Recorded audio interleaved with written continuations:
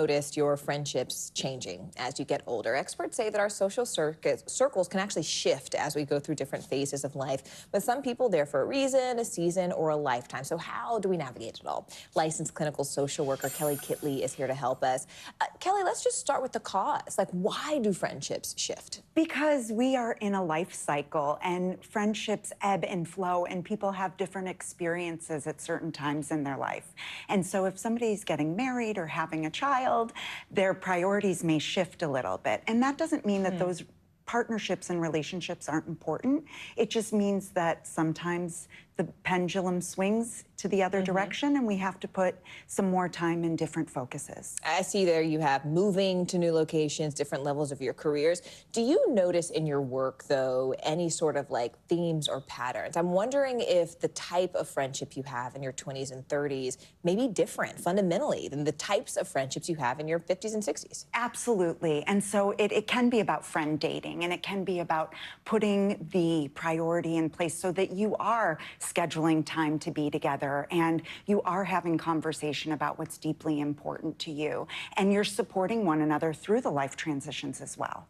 Do you notice that they are built around different things? Like you mentioned friend dating in your 20s and 30s. Is that what you're doing? Are you like finding your tribe? And then in your 50s and 60s, do your friendships orient around a different principle? Well, I think it's different for people who do relocate. You know, sometimes people in their 50s and 60s are retiring or moving somewhere warm, and they may have to create new friendships through volunteer work or walking groups or within their community, where sometimes the friendships we have in our 20s and 30s are a carryover from college or work. And so sometimes there are some just natural interests that we're drawn to people with.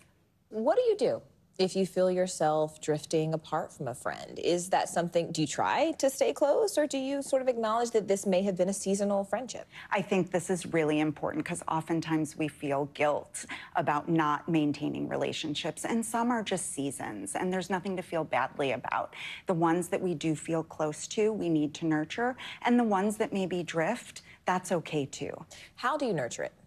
So being able to send a text message when you're sitting in an airport saying, I'm thinking about you. If you are noticing that you're drifting a little bit and maybe your schedule's a lot busier, or you're scheduling a date on the calendar for a Sunday brunch 3 weeks ahead of time. People have so many different things that they're juggling, and it is really important to look at our priorities and what are the friendships that are worth nurturing and what are the ones that we can just kind of loosely let go. And also, like, how do we maintain grace, right, for people as they're evolving? I feel like that's such a big point as we sort of age and go through this journey together. Kelly Kitley, always a pleasure to have you, and thank you for joining us in the studio today. Thank you for having me. To everyone out there, please stay right here. You are watching NBC News Daily.